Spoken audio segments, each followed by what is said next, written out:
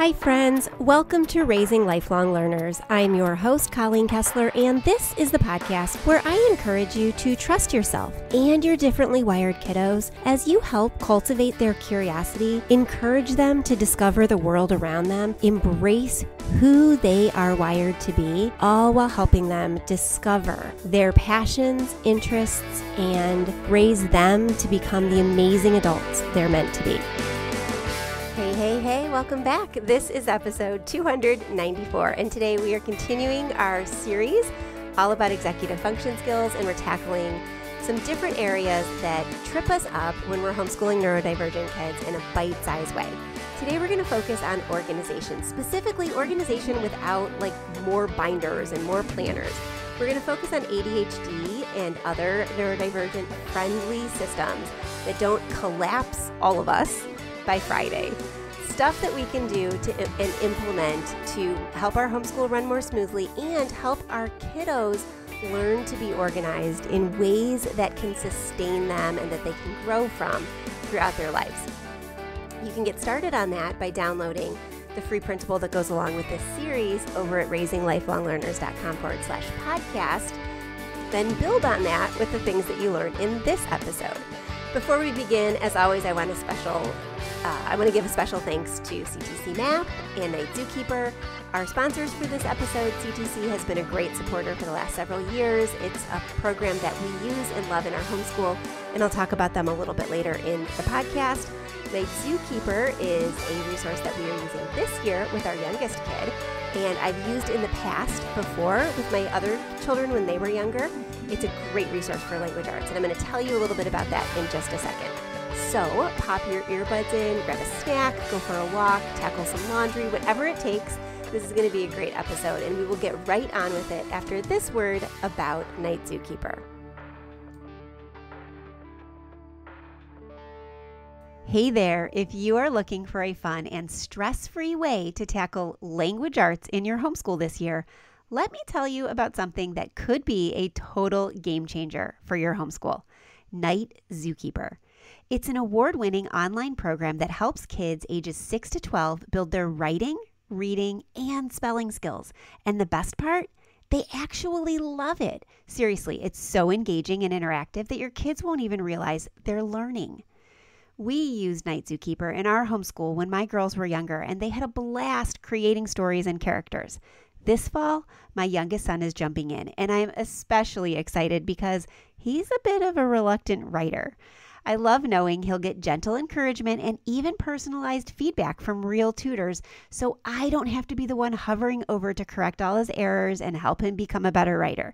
He will have somebody else helping him. Here's why homeschoolers like me love Night Zookeeper. It's fun. Kids can play independently through thousands of games and activities for grades 1 through 6. It's comprehensive, covering reading, writing, spelling, grammar, and more. It's trackable. You get a parent dashboard to monitor progress and even assign custom tasks. It's personalized because the tutors inside Night Zookeeper give feedback on your child's writing, which is huge. And it's offline too. There are free monthly printables delivered right to your inbox. Oh, and better yet, there's a 7-day free trial, so your kids can dive into the magical world of Night Zookeeper risk-free. You can check it out at the link in the show notes or at nightzookeeper.com. And let me know what your kids create. I have a feeling they are going to love it. And I want to give a special thanks to Night Zookeeper for sponsoring the podcast. It's sponsors like that keep the podcast going. We appreciate their support, and we want to show support in return. So if you're in the market for a new language arts program for your kids ages 6 through 12, you definitely need to check it out. Let them know that you heard about it on the Raising Lifelong Learners podcast, and let me know if you have any questions. I can't wait to hear how it goes for you. All right, are you ready? Let's get on with today's episode. Okay, hey there. I'm so excited you're here. We are continuing the series all about executive function skills and helping our kids get off to a great start for the school year. So we've talked about mornings, we've talked about different things that can get in the way and trigger difficulties and all sorts of strategies to get our kids back on track. And we have a freebie for this series. It is the Executive Functions Quick Start, and you can get it over on the show notes for this episode or any of the other episodes in this series. So make sure you check that out. Here's the thing. If you're like me, you have tried all sorts of different systems over the years to help your kids get organized and stay focused on their organization. But if you're also like me and have a little bit of ADHD, or you're raising kids who have ADHD or distractibility or executive dysfunction, or they're gifted or twice exceptional and executive function skills just don't come naturally, you feel probably that like binders or box systems are where all the good intentions go to die. You're not alone. This is something that is totally common, and we are going to try to figure out a way today through this conversation how to ditch the hole punching and sticking things in sheet protectors and keeping things organized in a way that would fit a neurotypical brain. And we're going to build a simple ADHD, neurodivergent friendly flow that will help us get our homeschools and our kids organized without becoming like a walking reminder app that is nagging at them to get everything done. This is especially great for families who are homeschooling ADHD kiddos, kids who are gifted, twice exceptional, who are autistic. Maybe they're anxious or they have a learning challenge like dyslexia or dysgraphia, and they just need a little boost and a little support to help scaffold them and get them on their way towards more organized executive function skills. You're going to leave this episode hopefully with a 5-piece setup, scripts that help you reduce nagging, and a 10 to 15 minute weekly reset that will help everything stay alive past Friday and go into the next week. Again, don't forget to grab the Executive Function Quick Start Guide that'll help you get your mornings off to a great start because it'll set your day up for success. Okay, so let's talk first about why typical systems fail neurodivergent families. So I'm talking about like having folders for each different subject or binders that you put everything in, things that I've tried and actually still try. My kids right now as we speak have binders for this year of homeschooling that are divided into different subjects and different areas of interest. But I'm telling you, it's going to completely collapse within the next few months, even though my intentions are good, because our brains just don't think this way. I keep trying, but like you, I keep getting frustrated. So I'm trying some new strategies that I've recently learned about. I'm talking with you about some of those strategies, and hopefully we'll be growing in our homeschooling together. One of the reasons these systems like binders or like work boxes or baskets that have different subjects in it fail is because we put this stuff away, and for a neurodivergent brain, out of sight often equals out of mind. If it's closed or put away, the brain often forgets that it even exists. And I know some of you listening can completely relate to that statement. This happens to me all the time. In fact, like seriously bless my close friends because they understand this about me. If I get caught up in the everyday living that's going on in my life, or I've got a particularly busy season, or I'm stressed about something, or I'm like deep into the emotional support and regulation of one or more of my kids, I'm not going to reach out via phone, and we can go months and months and months without talking with one another, and they will often like throw a call in to check in on me because it's whatever is immediately in front of me tends to be the thing that gets the most attention. It's why my office often devolves into this like mess of piles everywhere, and why I'm constantly writing sticky notes, or I have 3 different calendar systems. Out of sight equals out of mind. And if it's not right in front of me, my brain just forgets about it. There's also a lot of friction in using those types of systems, particularly those systems that are designed for a neurotypical brain. Hole punching, putting things in different sections, tabbing, refitting things to fit in the binder that it needs to fit in, or finding a sheet protector that it will work for. All of these different things are multi-step executive function tasks that take away or distract the mind from the things that it's trying to remember, and adds another layer of difficulty to the idea and the job of staying organized. Also, it's putting things in a binder, putting things in your baskets, in your slots, whatever it is, and organizing in like that kind of folder system is very sequential by design. And oftentimes, neurodivergent learning is like spiky. It's asynchronous. We've talked about this before, many ages at once. It's nonlinear. And so sometimes the rigid order of things just fights a neurodivergent brain. And the executive function skills break down because it's incongruent with the way that the brain learns. And so kids struggle, adults struggle. And then there's also no dopamine hits when we get to just putting it in your folder and putting it away and out of sight, out of mind. There's no visible win when you hide the progress you're making in rings or folders or pockets. And so the brain is not getting the input of maybe seeing it hung up or seeing it displayed. I know one of my kids in particular does really well and focuses really well on the activities that they need to do if they see the book that is related to those activities out on display, or the unit studies that we're working on are spread out on a table or a counter. That gets more dopamine. The excitement rises and they do the work more readily.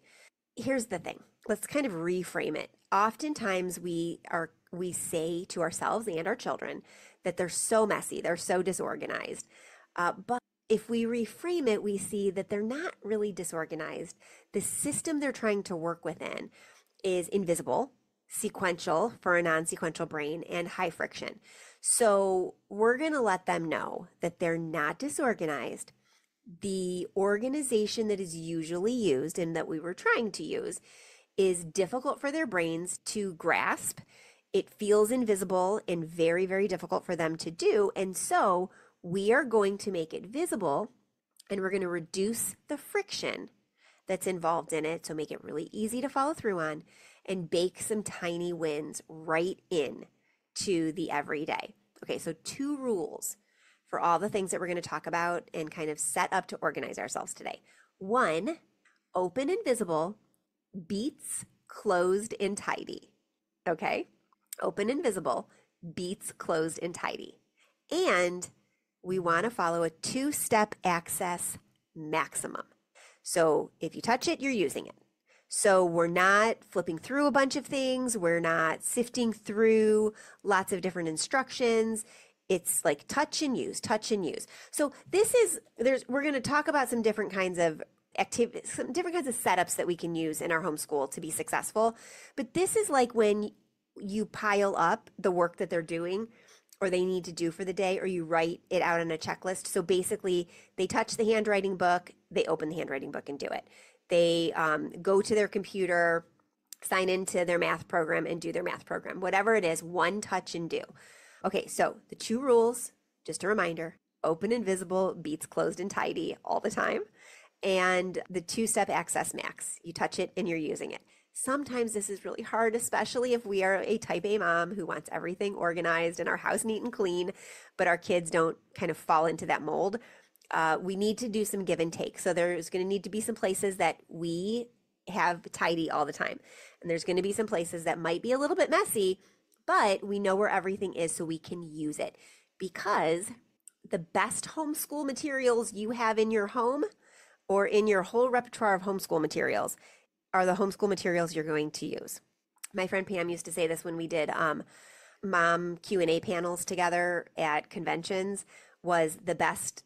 People would ask us all the time, what is the best curriculum? What is the best curriculum for this type of person and this type of person and this type of person?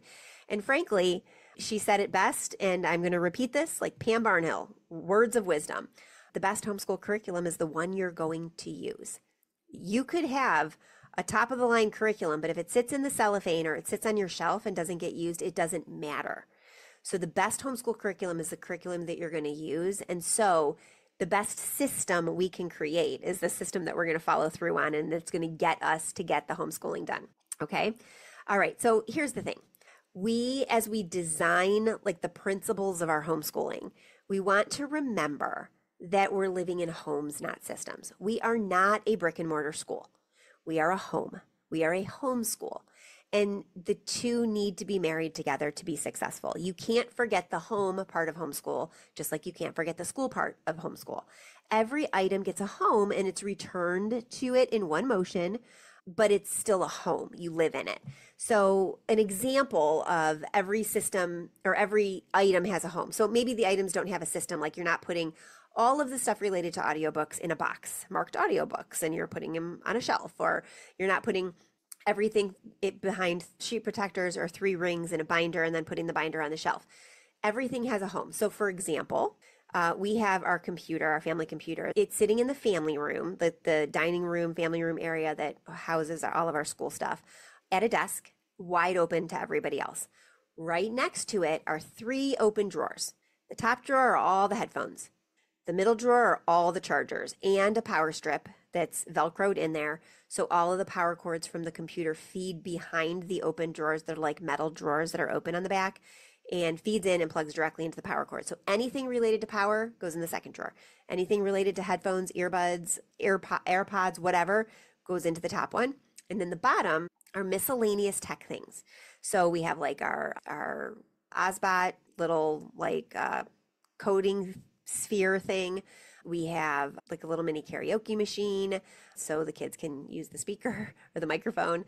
Those kinds of little tech things. We've got a couple of remote control cars. We've got a little flying drone. We've got a couple little handheld video games. Those all go in the third drawer. So they're homes for the tech stuff. It's not a system of putting it into place where it's out of sight, out of mind. You can clearly see into those drawers. You could also have pegs where you hang the headphones or you hang the pencil case, whatever you need to have for whatever you're doing. We have a cart in the schoolroom, dining room, family room that is our art cart. On the top, it's wide open. There's plastic cups we've collected over the years that have paintbrushes, different paints. Right next to the cups, there's watercolors and tempera paints. There's a paper towel holder on it that always has a roll of paper towels. There's colored pencils, markers, all of those things underneath it. And then there are blank canvases and sketch pads and paper on the bottom. Wide open art cart. Everything lives in the art cart related to art. There are pencil cups. The paper clips are in a cup straight out in the open on the table. So everything has a home, but you can see into the home so you know what's what and where it is. You could also use the store by action test. So think to yourself and ask your kids maybe, where do you actually use this? And you can think to yourself, where do the kids actually use it? And then put the home there. So whatever materials you might need for your math program, maybe your kids are young and you need manipulatives. Well, the manipulatives in the math kit live at the table where they do math, not on the bookshelf where they have to remember to go get it where and get their math book and whatever. Like the art cart lives in our dining room, schoolroom where the kids tend to do art. It's not hidden away anywhere else. Right now, we don't have a great system for the kids' school. They've got a few workbooks. So each one of them has a basket that's open on a shelf that's also open in that same room. So my 16-year-old's basket is wide open. I can see all of her books in it. Everything goes back in it. Same thing with my 12-year-old. Store it by where, and that shelf is right next to the table that they do their schoolwork at. Give them fewer choices and bigger containers. So open bins are so much better than little organizers with lids, and clear magazine files are better than binders that close because you can't see into them, but you could see in the magazine folders. We used to hold file folders in our magazine files so they could see into them. I love little organizers. I'm going to be completely honest with you. I love shoebox size plastic containers with lids that I can put everything on, or put everything in, put the lid on and like stack. But those only work for us when they're clear. So clear bins or open bins that you can see into, and so you know where everything is always so much better. Okay, label for your kid's brain. So if your kiddos are non-readers or they struggle with language, use photo labels for what is in there and how it needs to look when it goes back. If your kids have ADHD, maybe you have some anchors like color anchors or icons, and you have both an icon and a color and a word. So So my kids, and I know this is to help my own ADHD, but a couple of them have it as well, they're color coded on everything we do. Calendars, schedules, things like that. I've got a red, a purple, a pink, and a green. They know their color. There was a time in our lives where they even had dishes of their color. They have towels of their color. So we always know whatever towel is on the floor, whoever's color it is the person who needs to take care of that towel. And then when they were younger, they each had a couple of cups, a couple of plastic plates, bowls, and plasticware in their color. So we knew who left it out on the counter. That was really good for my ADHD kids. You can use words or order numbers for autistic kids who prefer a structured schedule like that or a structured sequence like that. So do your labels with your kid in mind. What is going to work best for them? If it's a kiddo who is growing in their reading skills, perhaps you can combine. You can use a photo label with a word label so they start to associate it. And then within a year or two, you're scaffolding by taking away the picture and only having the word up. So remember to label for the kid that you have. Make wins visible. So maybe this is a done bin. You have a bin with a see-through front that your kids put everything in when they're done. So they can see that done pile rising. And there's like a dopamine hit every time they put something else in there and it gets bigger and taller. Maybe it's a photo portfolio where you're snapping a new picture at the end of every day. And so they're seeing their progress visibly. We got it for my daughter's graduation party this summer. It's an instant photo printer. So I can take pictures with my phone and I can print it to the little printer and it prints on sticky back, like 2x3 paper. I'll link to it in the show notes because it's a great little resource. It's good for scrapbooking. It's good for parties, like for photo guest books, and it's great for this type of thing too. You can snap a quick picture on your phone of your kids showing their progress for the day, print it out, put it in a photo book so they can see their progress throughout the year. Give them really good and quick wins and make sure those wins are visible and not buried. Some of the things that we can do and say to our kids is that we can say, okay, let's give this a home. Where do you think it works? Where do you use this activity? Let's go find a home for it near where you use it. Or remember, we're not making piles. We're putting things back in those homes that we designated. Is this something that you're working on now, or is it something that you're working on next? Or does it belong in the done bin? And then finally, if we finish the now pile, then we're going to pull from the next pile, or however you end up organizing it. Okay, I said at the beginning of the episode that we were going to have like a 5-piece setup so we could make sure that we're setting ourselves and our kids up for success and organization without having to have a whole bunch of folders or binders that we lose track of. So we're going to start with the first part of the 5-piece setup, and that is the drop zone. Okay, we're going to take a maximum of 5 minutes to set this up each day. And this is in order to stop that door to table chaos, or like get my stuff and come to the table to work on it, or find a space to work on it. Chaos that can happen. I can't tell you how many times over the years I've had a kid be like, I can't find my handwriting book, or I can't find my whatever. And it's fallen behind a bookshelf, or it's stashed in their room because they took it to a different place. So we want to make sure that we're setting our kids up for success. So one strategy that I've used is the one bin, like I said before, per kid by our main school spot. So in that one bin, there is all the stuff that my kids need for that day. The bin includes their workbooks for the different subjects that need workbooks. It includes, each one of them got a really nice set of watercolor pencils this year. It includes those, some of their school supplies. But they can physically take the entire bin to the table, and they have pretty much, with the exception of 1 or 2 little items, everything they need for the whole school day. You can also put hooks for their headphones or their charging cables right at the kid height in the same area that they're going to do school. Maybe if your kids are like mine and want a water bottle with them all day, you have a water bottle parking spot so it's not getting all over. And then the 3 things on the whiteboard or a checklist that you really want your kids to focus on today, the must-dos for today, or whatever their checklist is for the day. We have a spiral notebook. I'll link to my friend Sarah McKenzie's post from years and years and years ago about how she uses spiral notebooks, but essentially it's writing in them every day with the kids activities for the next day. So it gives you like a checking point with them. So you're making sure you can you're forcing yourself to check the progress of each of your kids every day and then writing down what they need to do next. It's just a way to check in, because sometimes you've got one of those kids that like falls under the radar, and this forces you to check in with your kids each day. So the drop zone is when you get into whatever your schoolroom is or the kitchen or wherever you do your schoolwork. One bin per kiddo, hooks to pull their headphones off of or whatever, water bottle parking, and then whatever their 3 top items that they need to do for the day is, or their daily checklist. So you can say to your kiddos, as soon as we get into the schoolroom, you are going to make sure that everything lands in your bin, and we'll grab from it when we start, and you put your water bottle here and you grab your headphones from this hook. Whatever it is, you're setting up for success, and you've got everything set in the drop zones so they can just pull from it when you get to the place that you need to get to. Okay? All right. The second part of your 5P setup is a daily folder, and this is for only active items. So the goal of it is to keep today's activities in front of the brain. So you could use a daily folder, or you can use, like I'm using this year, a daily spiral notebook. So in this daily folder, let's just say you're using your daily folder, you've got 2 pockets. One pocket is due today, the other pocket is parked.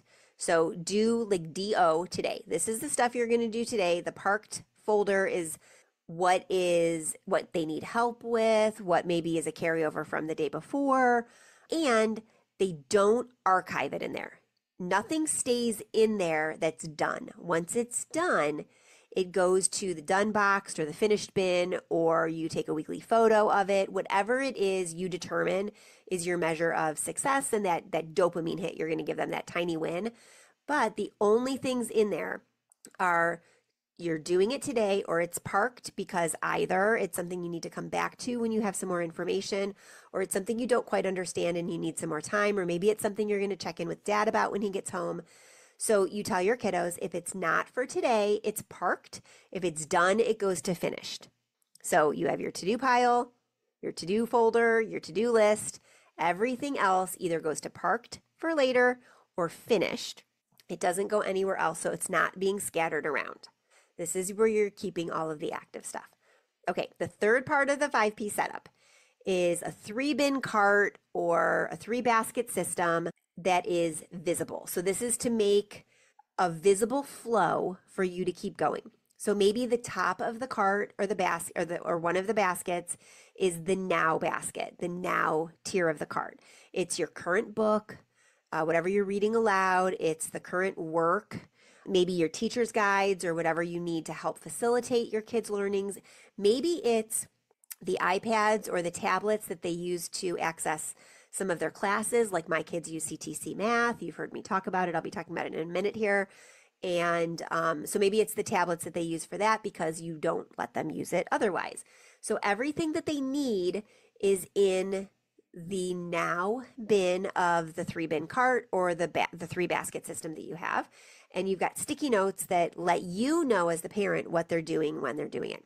The middle cart or the middle basket is the next basket. It's 1 to 2 cued items. So things that the kids are working on or projects that they're working on. And we want to make sure we limit this to 2 per kid max. No matter how old your kids are, we don't want to overwhelm them with too many giant works in progress.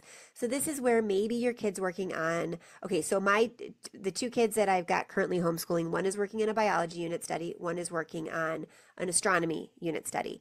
I've got a couple things coming in the mail tomorrow on the day that I'm recording this for both of them. I've got a model of the solar system coming for one, and then I've got a couple biology books coming for the other, including like a graphic novel and then a workbook and then a couple kits. And so the work in progress would go in that bin. The 3D model of the solar system and then the graphic novels and things like that. So those are their works in progress. And then the bottom cart or the 3rd basket is the finished stuff. This is the showcase for the wins. This is your done bin. You're keeping everything in the done bin and it stays in there until Friday's reset. Okay, so everybody's looking at it. They can look at it. They can snap a picture with it. They can show it off to dad when he comes home or older brothers or sisters when they're around. And that is what they are using to showcase their wins and reminding themselves of all they accomplished during the week. Remember, our neurodivergent brains need the novelty and need the reminder of what we're doing. And so we want to make sure that our kids are seeing their progress too. Okay, the fourth part of the 5P setup is a photo portfolio. So we talked about this. This is to celebrate and then release the stuff that they're working on. So this is proof of progress without piles. So this is going to be different depending on what your state requires for homeschooling proof or assessment at the end of the year. I'm currently living in a state that doesn't require any kind of turning of paperwork in at the end of the year. I'm able to monitor my own progress. And so this is a really good option for someone who lives in a state like I do, where you don't have to turn in examples of work at the end of the year. So once a week, go to your done bin, your done basket, the done tier, and snap a picture of the finished pages or projects, title the photo. This was Logan's fraction sheet, September 19th, 2025, whatever it was. And you could also, if you want, write one written out highlight of the week next to the pictures that you stick in this photo portfolio. And so we're going to tell our kids, we're going to take a proud photo and then we can recycle the work. We don't have to keep all of the papers because the learning is saved. This also helps reiterate and remind our kids that the process is more important than the product. The learning for its own sake is the goal and not having a bunch of things to show for it. And this will really help you when you are one of those people like me who gets totally overwhelmed when the space is messy. Keep the space streamlined and neat. Okay, finally, the fifth part of your setup for a successful homeschool is the weekly reset ritual. So put on a playlist, set a 10-minute timer, make sure you're giving yourself and your kids just a limited amount of time on Friday. Everyone goes to their folders and clears out the parked section.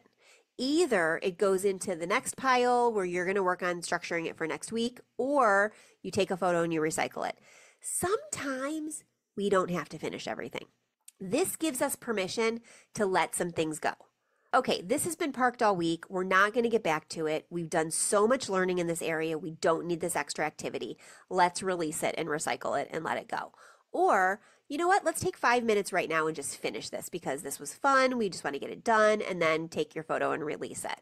Or, I think that this is valuable. We didn't get to it this week. Let's put it in the to-do side for next week, and let's really make sure we focus on getting to it.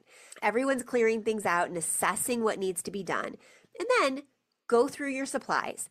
Refill your pencils, resharpen your pencils, restock your math kit, make sure all the manipulatives are put back, make sure all of the art supplies are put where they need to go, clean up, run a vacuum in the schoolroom, erase the whiteboard, do all the things that you need to do to set yourself up for success next week so that you can let school go and relax and enjoy one another. And then together, take like 2 minutes and pick one goal for next week. So you all have a shared goal and vision for your homeschool for the following week. So you could say to your kids, okay, it's reset time. We are going to do 10 minutes or one song or 3 songs. And then we're going to go and we're going to let go of our homeschool for the week and we're going to go do something fun. And then have something, maybe it's a Friday ritual, maybe it's a movie you watch with popcorn, maybe it's going to the park, whatever it is, do your reset, let it go, and then go enjoy your kids. Remember, we're homeschooling because we really love our kids. We really want to spend time with them. So let's make sure we're building that in too, because for a neurodivergent brain, that reward makes it all worth it too. Okay, so let's talk about math. Specifically, let's talk about finding a program that actually works for your unique homeschoolers. In our house, we've been using CTC Math for years, and even though I am so appreciative that they sponsor this podcast, I am a paying customer. I'm still a paying customer even with their sponsorship because it's just that good, and I love supporting great companies with great programs. With 2 kids still at home, both with very different learning needs, CTC Math has been the flexible and dependable solution that I keep coming back to. One of my kiddos needs more time to process math concepts, and I love that she can move through the lessons at her own pace without feeling rushed or behind. My other kiddo, he flies. He jumps straight to the end of unit tests to see what he already knows, and then we only focus on the lessons that fill the gaps. That kind of customization is gold when you're homeschooling gifted or twice exceptional kids. CTC Math gives you the access to every grade level, from kindergarten through 12th grade with your subscription, so that your child can accelerate, review, or jump around based on their own needs, not based on some rigid curriculum structure. And because it's video-based with clear instruction and auto-graded lessons and quizzes, it frees me up to support my kids without being chained to a textbook, teacher's manual, or whiteboard. So whether your child needs more time or is racing ahead, you can tailor it all with CTC Math. Check it out at ctcmath.com. You will see why so many homeschool families trust it. And if you've got quirky math learners like I do, I think you're going to love it. If you have any questions about CTC, like I said, we've been using it for years in our homeschool, and I encourage you to reach out and ask me any questions that you have. If you do pop over there, let them know that I sent you, and let them know that you appreciate their ongoing support of homeschoolers everywhere, especially those of you here at Raising Lifelong Learners. All right, let's get back to today's episode. Okay, so we've kind of organized the workflow. We have talked about the different things that we want to make sure our house and home look like, the design principles, everything having its home, storing by the action, having fewer choices, open bins, things that people can see, labels that make sense to your kids' brains. And we've gone through the 5-piece setup. So we know that we want to have our drop zone. We want a daily folder where everything lives. We want a 3-bin cart or basket system that includes the now, next, and finished. And then we want to make sure that we're having some kind of portfolio to really record the progress our kids are making so they feel those wins, and then do a reset. What do we do about all of the stuff that goes with it? The papers, the projects, the subject kits, the supplies, all of the other stuff that clutters up a house and makes a neurodivergent brain go crazy. Let's first talk about subject kits. So sometimes we have kits or resources that go along with a subject. I just said that I ordered a bunch of biology stuff for my 16-year-old because she wants to do some experiments. She also needs the structure of a book where she can write down some of the notes and the things that she's learning. So I got her a workbook, an interactive workbook. She's going to be working through that. And then she has a graphic novel and then some videos that she's going to be following. And so for her, we're going to make sure that all the supplies she needs, including the dissection tools and the resources for the dissections and the labs that she's going to do, are all in either a clear like magazine folder or a clear bin with a lid or a zipper pouch, and it's got all the supplies that she needs and it's labeled like Logan Biology. For my astronomy kid, he got this year as part of his like back to school gift a backpack sized telescope, like a tabletop telescope that fits into a backpack. So that is all contained and it's hung right now. It's a little out of sight because we didn't have anywhere else to put it that it wouldn't get damaged. On the stairs going down to our basement, it's hung on a peg. But all of his other things, all the watercolor pencils and the pencils and pens and erasers and things like that that he needs, they're all in a clear pouch. So we have clear bins, magazine files, or zipper pouches for all of the supplies, including pencils, rulers, highlighters, index cards, preferably one per subject. So all of your math manipulatives and pencils and calculators and things for math in a math pouch. All the things for science in a science pouch. History in a history pouch. Whatever subjects you need resources or supplies for, separate them out so your kids can just grab that supply. And then it lives on the shelf that is now, the stuff you're working on now. So the bins or the baskets that you've created in your 5-step setup, you're going to keep your subject kits there. And then maybe if you're working on projects that spread over a couple weeks, you have project boxes, a clear lidded bin, maybe a 12 by 12, like a scrapbooking paper size with a sticky note on top. Okay, the next step is to paint the background or whatever it is you're doing next. All of the supplies for that activity go in there. So if you need a bigger size box, you just have to work with whatever project you're working on. And then make sure when you're cleaning everything up and your kids are cleaning everything up, everything goes back into that box. And then you put a sticky note on the top with whatever your next step is. This eliminates the problem of finding all of the things. Where did the glue go? Where did my blue paint go? But it also removes the struggle with where did I leave off and what do I need to do next? So it solves both those problems together.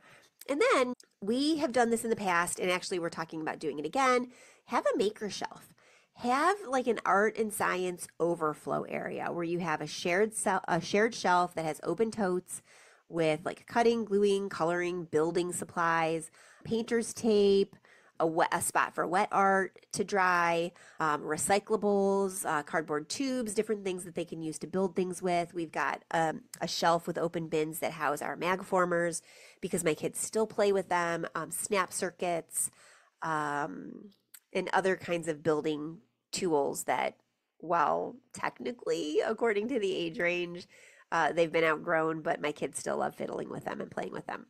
So another way to kind of house all those extra things that you might have that keep the clutter building in your home.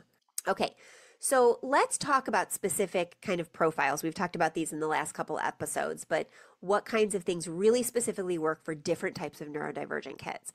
So if you've got a kiddo who's ADHD or their brain seeks novelty, these are the kids that you want to have open big containers for. You want very bright, loud visual labels. You want a color code per kid, and you can add beat the timer, games to resets, so you're adding the novelty in for it. Rotate the cart tiers to add some novelty in, so maybe it's not always now at the top. Rotate things visually within the room, so there's always something new for their brain to latch onto to give them that hit of novelty and dopamine that their brains seek. Maybe you have a kiddo who's autistic and prefers the sameness and the sequential kind of learning and lifestyle. So you want to make sure that your shelves are in the same positions every day. There's order. They know where to get what they need. There are real life photo labels, so it matches up with what they would see in everyday life. You minimize the text, so it's not a lot of visual clutter. You keep duplicates of favorite tools to avoid derailments. If we can't find something, you always have an extra backup, especially of those favorite soothing resources and tools and toys like sensory toys and fidgets, as well as the favorite pen, the favorite eraser, the favorite notebook, this favorite type of paper. So you make sure that you have the resources that you need so you can avoid the derailment in that way. The goal isn't to make sure our kids never have stress or frustration. The goal is to minimize some of that. We are able to reduce friction so our kids can be successful in a homeschool environment. We should take advantage of that so our kids can learn at their own pace. They're going to come up against frustrations. They're going to come up against things that don't match the way they like to do things, but we can create a safe environment around that. So most of the things that they encounter on a daily basis are things that work for their very specific brains. Okay, maybe you have a kiddo with anxiety or is leaning more towards like PDA. We want to use low demand language with these kids. Do you want the blue bin or the green bin to store your science kit in? Do you want to store your things in an open basket that's clear, or would you prefer to have this lidded container that's clear? And would you prefer to have it on the shelf right next to the table, or would it be better to leave it right on the table for you? Give them a predictable reset routine. There's pre-agreed exits. If it's getting to be too much, we're going to park it for right now in the next, and we'll try it after a snack. Give them a predictable and easy to ask for reset with this structure so that they know that this is to reset them so that they can go back to it more successfully in a few minutes. If your kiddo has a learning struggle like dysgraphia, dyslexia, dyscalculia, maybe writing is a struggle. So you could scribe the first line for them in the due today pocket. You can use speech to text devices in their kits, an old phone perhaps, or a recording device. For reading, you can give them overlays, a larger font, tinted paper. These can all live in their subject area kits or in their bins. A ruler or a reading window stored in their zipper pouches so they can follow along line by line, reducing the anxiety and the stress and the friction around the actual doing of the subjects by having the tools that help them be successful. And then if you have a sensory kid, you have headphones hooked at each of the different workstations that you have in your home. Maybe you've got multiple computers or tablet areas that the kids can use. Make sure you've got headphones at each workstation.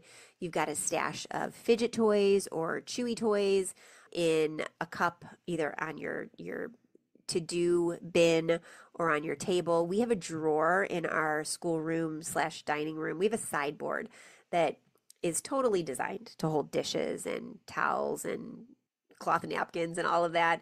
It houses all of our school supplies, and the bottom drawer of the sideboard holds tons and tons of different types of fidgets, so the kids can find whatever they need.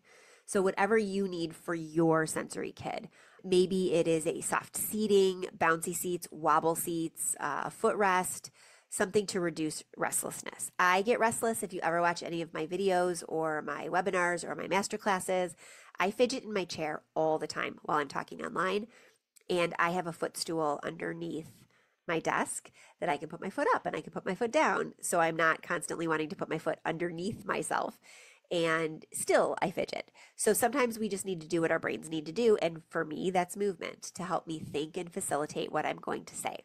So maybe your kids need something like that too. All right, so what are some things that we might find that cause trouble with this kind of setup, and how can we fix it? Okay, so maybe you're thinking to yourself, that cart is just going to become a junk tower. We're just going to throw things in it. Okay, enforce the work in progress limit too.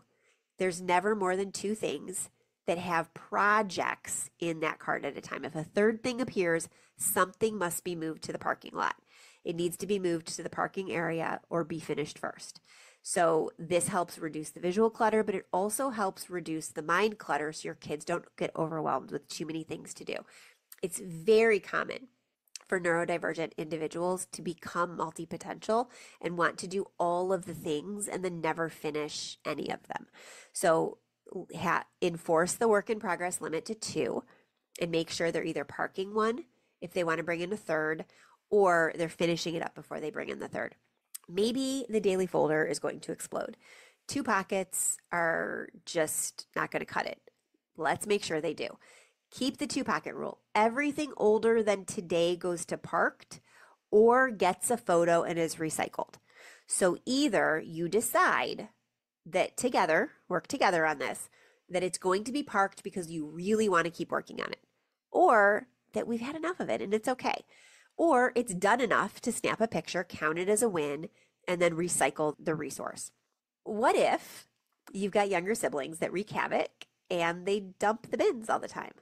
So add lids to the bins on the lower shelves, move fragile items up, use visual stop tape on certain baskets, keep things up high so that little ones can't grab it, or do what I did when my youngest was super little and super into everything. We had a 5-point harness clip-on high chair that was in our schoolroom, and he sat there while we were doing some of those activities. And then when we weren't doing those activities, he was not in that room. So he had bins of his own that he only worked on when he was clipped to the table. And so he would look forward to it because he'd get a snack, or he'd get Play-Doh, or he'd get all sorts of other things. And he only worked on those and played with them when he was in that 5-point harness clip-on high chair. So do something that's going to keep the little ones out of the things in the organization that your bigger kids are working hard to use. The dining table still gets buried. Okay, sometimes we only have 1 table. There was a time we lived in 790 square feet with a family of 6, including a toddler, and we had 1 table and it was buried. You can add a table caddy. We only had a kitchen table, and we designated 2 shelves in our kitchen right in the pantry area that was for school stuff only. And so our school stuff lived with all of our pantry staples. You could add a table caddy, you can add a shelf, something that lives on the table or right next to it nearby. End each block of any kind of studying with, put it back, park it in the table caddy, park it in the garage, whichever your shelf is, and encourage your kids to do that, and you do it too. Maybe you forget the weekly reset. It's new. You haven't gotten in the habit of it. Tie it to something, anchor it. We talked last week about anchoring. Tie it to a Friday treat or a specific song. Set a repeating phone reminder titled 10-minute reset, dance party, something like that. I love the idea of tying it to a Friday treat. Like, let's celebrate that we got through another week of homeschooling, because sometimes homeschooling's tough. So maybe that's just a special snack. Maybe that's graham crackers and hot chocolate. Maybe that's a jump in the pool if you live in a warmer climate. Maybe that's a hike through the fall leaves if you all love the fall time. Maybe that's some kind of dessert that you make together to eat with dinner that night. Or maybe it's dessert for dinner and then dinner for dessert, or whatever it is. But tie it to something special or a specific reminder that's fun that you can use. Okay, maybe your kid refuses to file their stuff in finished or parked. Well, then maybe we need to go lower demand for a little while, and we say, okay, I'll file it today. You choose the music that we're going to listen to while we do our reset. And then you say, okay, I'm going to do it next week or tomorrow. And you take turns or whatever it is. And then praise them. Hey, or praise the visible finish. So don't praise the music. You can say, okay, I'm going to go file it. You pick the music that we're going to dance to while we do the rest of our reset. And then you say, look, finished is empty and our done photos look amazing. So now you're showing them how excited you are about the done stuff. So hopefully they'll start to want to do that part of it, because that's the part you're getting excited about, which then becomes the part that gives them that validation and that dopamine hit. Remember, we're working with the way their brains are wired, chemically, physically, physiologically. And so we want to reward the stuff we want to see more of. And maybe co-op days wreck your flow. I'm right there with you. We have co-op on Tuesdays right now, and I am telling you, we're home like by 1:00, but we're shot and not much regular stuff is getting done. We have decided that on co-op days, we are doing math and handwriting. Actually, my 16-year-old isn't doing handwriting anymore. She is doing a grammar book and an essay writing. So on the days that we come back from co-op, she is doing her math lessons and she is doing either her grammar book or working on an essay that she wants to finish. And then my 12-year-old is doing his math lessons and his handwriting book because he needs a little bit more help with that.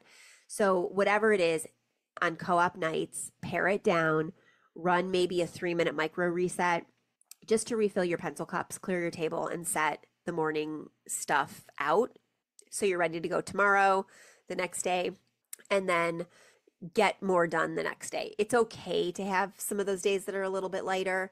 And your kids need to know too that sometimes energy wanes. My kids used to laugh at me along with the pizza delivery guy, because at our old house with our old co-op, the pizza delivery guy knew that it was co-op day because I ordered pizza every single Thursday after co-op day. And so they would talk about what they did at co-op with the pizza guy. And it was great. My energy was definitely lessened on co-op days. And so it's okay to have a lighter schedule on those days, and it's okay to help your kids see that, because your energy as an adult ebbs and flows too. All right. Here's what I want you to do with this episode. I want you to think about your drop zone, where your things are going to go and what's going to go there. Think about where your materials are going to live and your bin system, and set up your daily folder. So you're going to create one drop zone for your kids and one table caddy. So one thing with your supplies, one thing with your kids' stuff for the day, their drop zone. Set up the 3-bin cart or the 3-basket cart with the now, next, and finished. Schedule Friday's 10-minute reset. Pick that song now as you're listening to this episode. And then take a photo of one finished thing that you did the previous week and recycle it. Celebrate that win right now. Just do it right now. Right after you get off this episode, go take one picture and finish the one win. By Friday, your goal is to have, so by the time 1 week goes by, your goal is to have the finished section emptied because you took photos and reset. There are no piles on the table. Okay? So your challenge is for the next full week coming up after you're listening to this, set your drop zone and your table supplies, your table caddy. Set up your 3-bin cart or basket system with the now, next, and finished. Schedule your Friday's 10-minute reset with your songs or whatever it is, your playlist that you're going to use. And then make sure you take a photo of one thing and recycle it to celebrate the win. So by Friday, you have an empty finished pile. All right. This was a lot, and it's going to be good. Make sure you grab the executive function quick start from the show notes, and you go over to the show notes for this episode to find links to all the different things that I talked about, including some resources like boxes and bins I recommend, that photo printer that I love, or whatever you need. Next week, we are going to talk about finishing what we start. This is going to be the last episode in the executive function checklist quick start guide series, and we are going to pair all of these homes, all of these resources, all of these routines that we've built over the last couple of weeks with a done in a day routine. It's going to be great. You're not going to want to miss it. If you know somebody who would benefit from this, also struggles with organization, please forward the podcast on to them and invite them to subscribe and listen and go back and listen to the series. And then let me know, what are you struggling with? What are your wins from this week? I can't wait to hear about it. All right, we'll be back same time, same place next week. Special thanks again to Night Zookeeper and CTC Math for supporting us. Thank you for being here, and I will see you soon. Have a great week with your kids. You've got this. I'm so proud of you. I'll talk to you soon. Bye for now.